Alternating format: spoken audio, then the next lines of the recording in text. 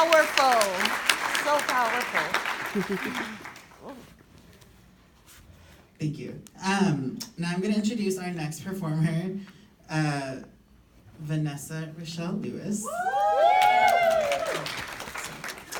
Formerly known as Jezebel Delilah X, Vanessa Rochelle Lewis is the founder of Pleasure Nest Academy and the head mistress in charge of Reclaim Ugly. Vanessa is a healer with a satchel full of medicine words, a conjurer with desire to nurture other artists as they create magic and save lives, a fairy mermaid gangsta for the revolution, a lush-bodied black femme goddess motivated by sensuality and freedom. Yes. An educator and performer with a passionate exuberance for silliness, laughter, and the stage, a starlet who doesn't want to be in the spotlight alone, a lover of all things collective, emergent, and interdependent, a wild seed born and blossomed in South Central Los Angeles, a fighter with fists born of circumstance and a heart that refused to harden, a warrior committed to freedom, brow dripping with resilience, wings crested with diamonds that grew from trauma healed, a sunbeam drama kid, always ready to explore the whimsy of imagination with others, a dreamer who's hungry for more understanding, more expansive enlightenment, more friendship, more growth, more compassion, more love, more creativity, more access.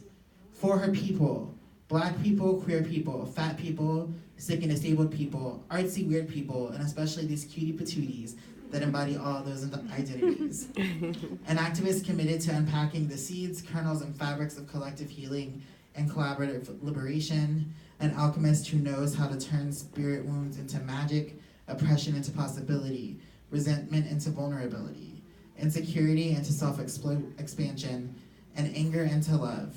An ethical hedonist committed to the transformative potency of using joy as a tool for decolonial healing and movement work. A good witch who highly values compassion, love, forgiveness, and using the forces that be for generative transformation over revenge. A dom mistress with a love for tender, gentle things, devotion and nurture, power exchange, role play, deeply consensual BDSM relationships, subs of all genders and expressions, intimacy, and magic. A survivor through and through and deeply in love with herself. An unapologetically integrated person, intersectional, full, able to be held accountable but unwilling to compromise any part of herself, a free, self-amorous, queer, fat black woman, a lover of words, expression, and absurdity, and a goofy, tender, and playful flirt.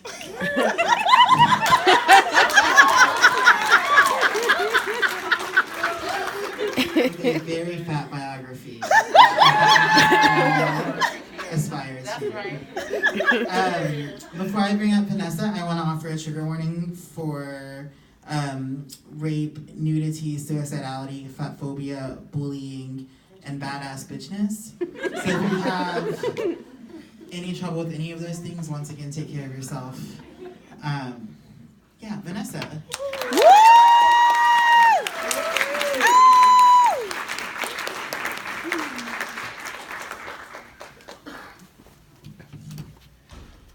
Baby dyke to do to do to do,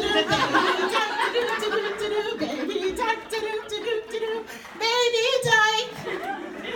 Fierce femme shark to do to do to do, fierce femme shark to do to do to do, fierce femme shark to do to do to do, fierce femme shark. Oh God, keep singing when you're nervous. Blah blah blah blah blah blah blah blah blah blah blah blah blah blah blah blah blah. Kiss my no, not that. Oh God, okay. They're coming. Should I refresh my lipstick? But what if I have lipstick on my teeth when they show up? Don't wanna be a hot mess. Don't wanna be a hot mess. Don't wanna be a hot, fuck it, I'm a hot mess. Oh, they're coming. Oh, look at them. All of them. They all look just like me. They're so cute. Come in. Hi. Don't be scared. Yes, you look. I have been waiting so long. Oh, you're finally here. You're finally here. at you. Yes, girl. Yes, girl. You finally learned how to twerk. Keep going. Girl, you know I'm proud of you. I know you've been going through it lately, but you've been going through it with class. That's right. That's right. I love you. I love you. Look at you. And you, over here, itty bitty, teeny tiny baby Nessa. Oh, looking like a little coffee bean with that sweet potato forehead, those little moondrop eyes, baby. I love you. Oh, and look at you, Miss That girl. 21 years old and you just made love. I know, I was there. It was beautiful. I'm so happy for you. I know you thought you were going to be a dom in that situation and she just told you to turn over. And you did. And you liked it. Oh, I'm so proud of you, baby. Do not be jealous, 14-year-old. Give mama a hug. Yes, I know I'm you, but I'm also more than twice your age, so you can call me mama. You are so cute with your little afro puffs and those nerdy glasses. Look, they're the same, right? They're the same. Yes, yours are a little bit more Coca-Cola, but still, baby. You know, I heard what you said to your math teacher the other day. We don't act like that. But you know I'm going to tell all my friends about it when you're a little older. It's funny. Fuck that nigga. He don't act right. High five. Okay, but don't treat no other teachers like that. You, 12-year-old me. Oh, baby. Why don't you want to make eye contact with me? What? No, I didn't lose any weight, baby. Yeah, I'm fatter. Jiggle, jiggle. Is that embarrassing to you? I remember. Let's sit down. Let's sit down, honey. Take a deep breath with me. Yeah, I get it. I get that you're a little upset right now. I know this is uncomfortable. I remember, sugar. I remember all those dreams you had of me losing weight and getting fine and making everybody jealous. All those haters would suddenly want you. Didn't work out that way. They still want you, but you didn't have to lose weight to make it happen. It's not funny. Oh, baby. Oh, baby. I forgot how much pain you were in. Oh, is it that day? The day after you left math class? And you walked to the library to get away? And that boy followed you up the stairs? Oh, baby. Oh, I remember that day. Yeah. Yes, I think his name was, it doesn't matter. It doesn't matter what his name was, but I remember that day. I want to tell you something. Can you listen? Can you listen to me? Sweetie, thank you. Take a seat. So that day, that year, was such a difficult year. It was such a hard year for you. I remember the first day of class, you were so excited, dressed all cute in that outfit your mom chose. One of the few people on campus comfortable enough to wear bell bottoms. The cutest little thing. And the first thing that happened to you was some girls approached you and started beating you up. Day one. And just like that, you let your sunshine drop. You started walking around school with your shoulders hunched over and looking at your back and looking at the ground and not making eye contact with anybody, thinking anyone that wanted to be your friend really wanted to hurt you. Some of them did. I remember you getting your food stolen, your money stolen, your hair cut off. And I remember that day. You know, the library had become your safe place. It was the place you would go read and write and flirt with that weird kid that didn't speak English but loved all the books you loved and practiced Spanish and they practiced English. And I remember that little kiss. It was a cute kiss. You couldn't appreciate it. And I get it. It was hard. But that day you were going to the library and you were hoping that he would be there and you would talk and it would be fine. And that boy, Matthew, followed you up the stairs. And he was walking fast. And he said, "Hey girl, slow down." And you started walking faster. And he said, "Hey bitch, I said slow down." And you started running. And he pulled his penis out. And he ran after you. And you fell down the stairs. And you broke your foot. And it hurt. It hurt so much. And the next day, when you went back to school to talk to the security, you couldn't even remember his name. You couldn't even remember what he looked like. You didn't know who to go to for help. You didn't know how to get justice. So you went further in and you learned to hate yourself. I remember that. But baby, I wonder if you remember the other things that happened that year. You got in a lot of trouble, but do you remember when you went to therapy? Yes, I get it, I know. It was a bunch of white people, didn't have nothing to do with you, whatever. But there was that one moment when your therapist outed you to your mom. And what did your mom say? Her sexuality ain't none of your business. And it sure as hell ain't your business to tell me if she don't want me to know. Do you know what that was, baby?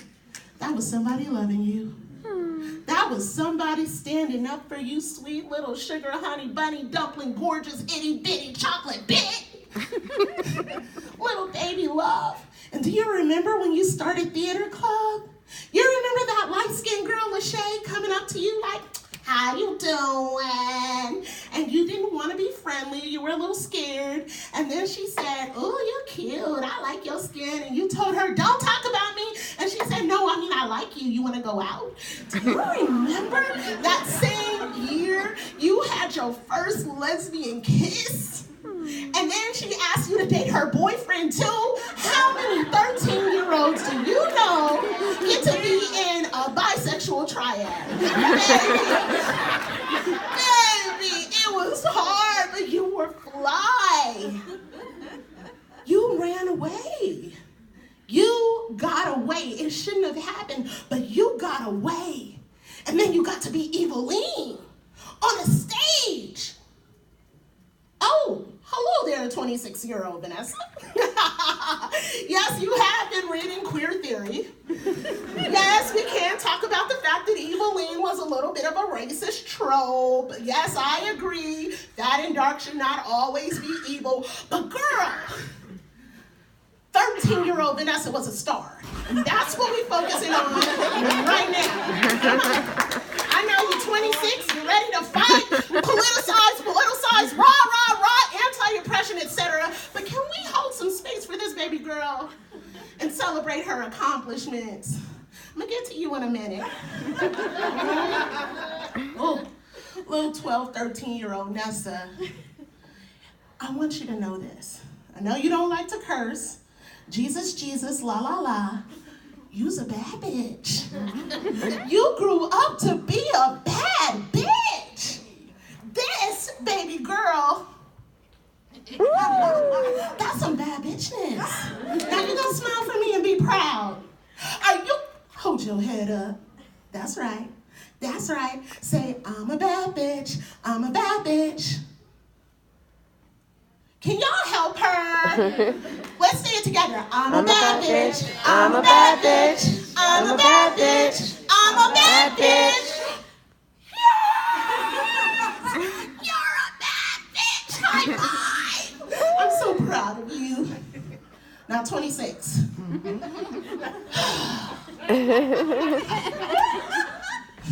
That was one hell of an age. Facebook was just getting popping. Your ass was calling everyone out. You had something to say about everybody. Everyone was racist and transphobic and anti-fem and all the things. You read your first Judith Butler book. Understand 2 words of it.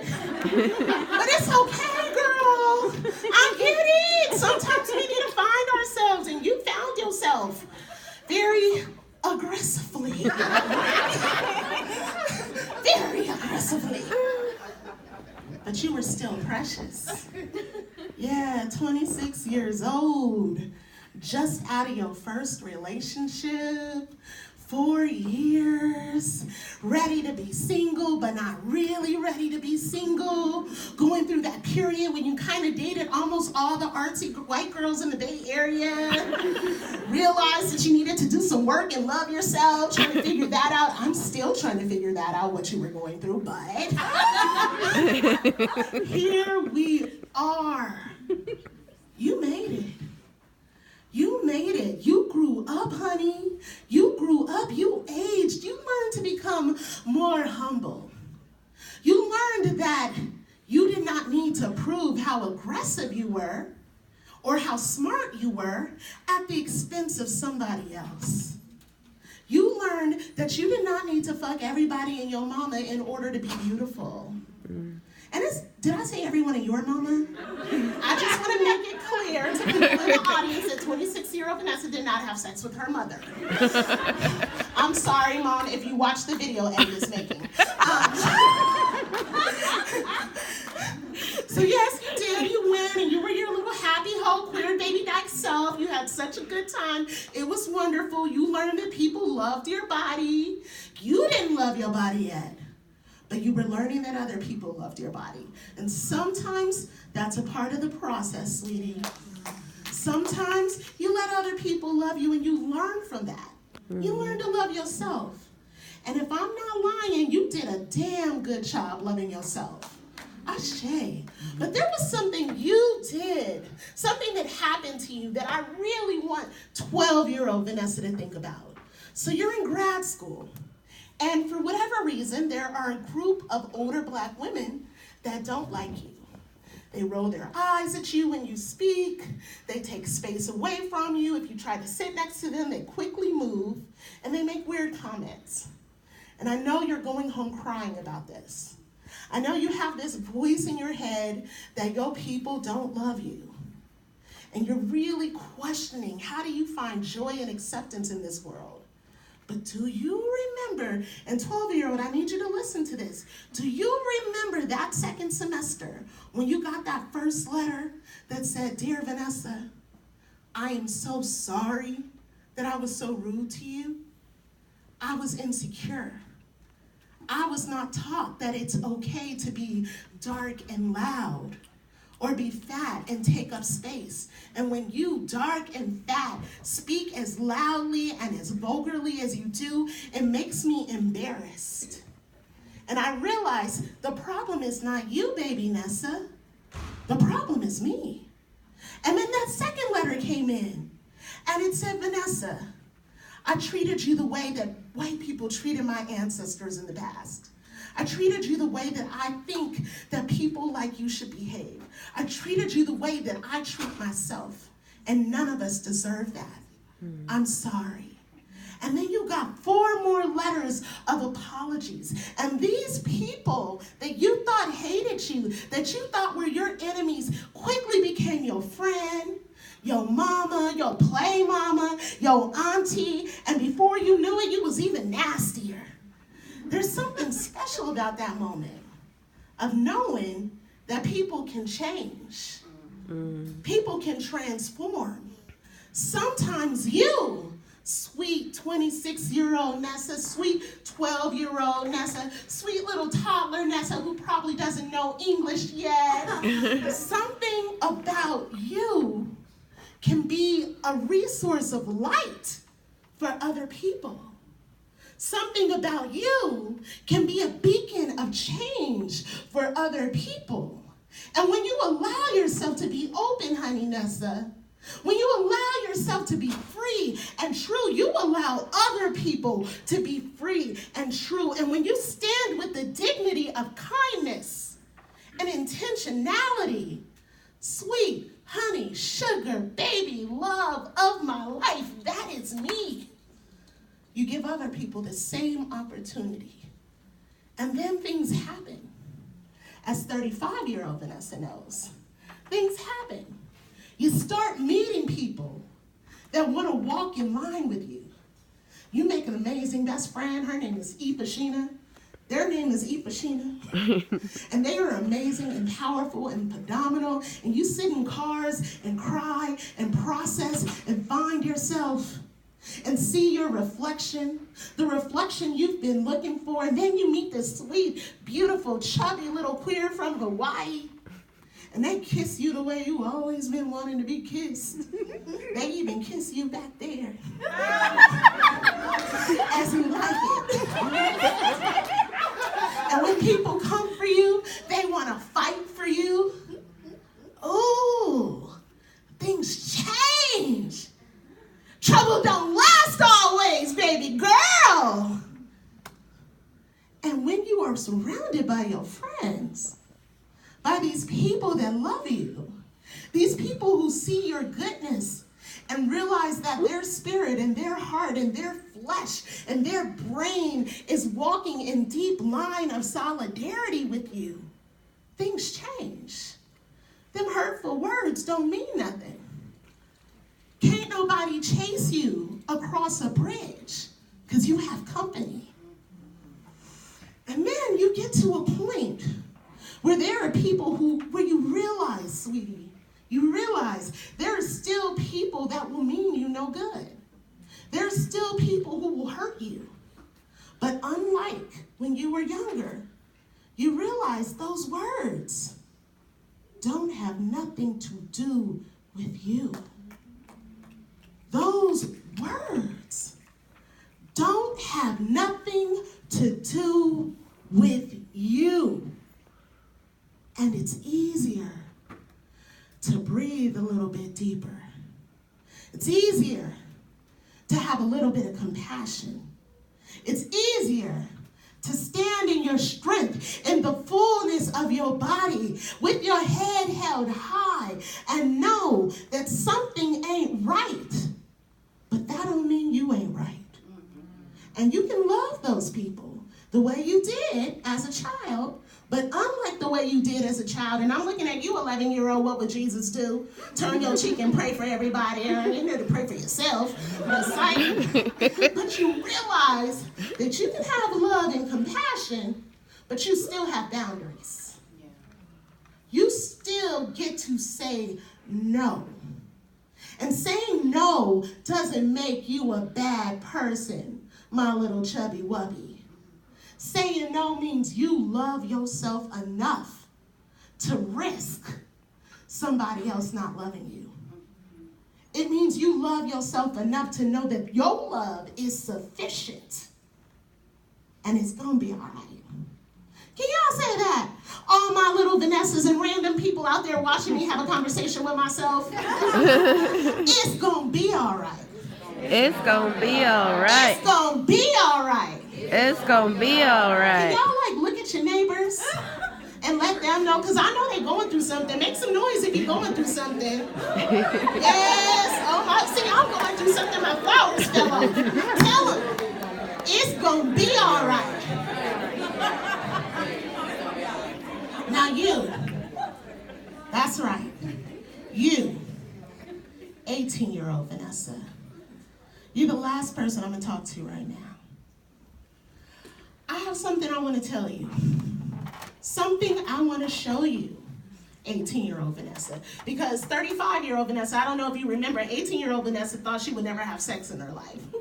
She thought that no one would ever want her.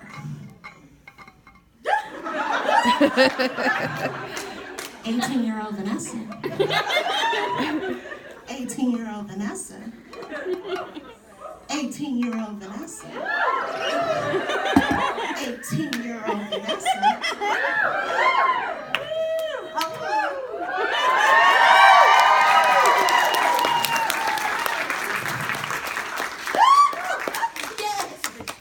Can you guess how many beautiful, brilliant, amazing, wonderful people put their hands on our body? How many people touched our body with love, with grace, with worship, with glory, with decadence and appreciation? Can you guess how many tears fell on your breast after someone kissed them? Do you know about the time when you were getting ready to make love to a woman and she said to you, "I'm thin. Are you sure you're okay with this?" And you thought, why wouldn't I be okay with this? You're preferential. And she said to you, "There are so many fat people out there that are way more worthy than me." And you never thought to think like that. And when you realized it, it changed everything for you. And you realized that your beauty was not about trying to find someone else to appreciate you. Your beauty was your expression. It was your freedom. It was the way that you adorned you. The way you wore your clothes. The way you wore your skin. The way you wore your smile. The way you let the juiciness of your fatness expand and expand and expand until it felt like a cloud and wrapped it around so many bodies, many of whom were worthy and some who were not. Because fuck boys, fuck girls, fuck thems. It's true. And then one day, you went through the most intense breakup in the world. And you didn't know what to do, so you lit some white and yellow candles. And you played Boys to Men. And you poured yourself a small little bit of wine. And you borrowed a little itty bitty toke of weed. And you touched yourself slow. And you said, "I love you, Vanessa." As you touched every part of your body, you said, "I love you, Vanessa. I love you, Vanessa. I love you, Vanessa. I love you, Vanessa. I love you, Vanessa. I love you, Vanessa." And you made love to yourself. And it felt better than any other love-making session you've ever had. Because in that moment, you were engaging in the physicality of you, not the brilliance of you. Not the creativity of you, not the sweetness of you, not the compassion of you, not the forgiveness of you, but your body, your real and actual body as a part of you. You touched you and you felt you and you came all over you. If we shook hands today, I've not washed the hands since.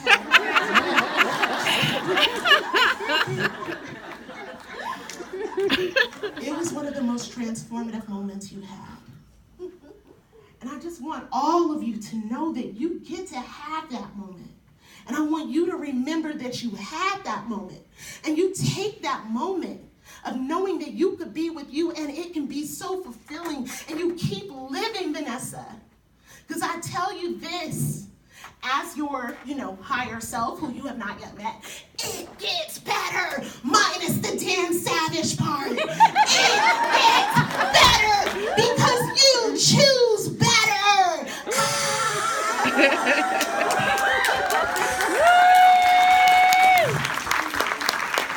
Okay.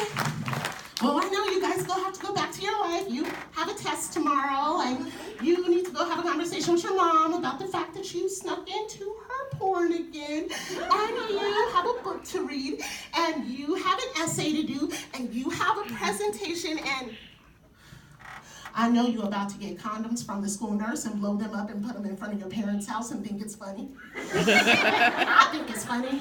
Heads up, they ain't gonna think it's funny.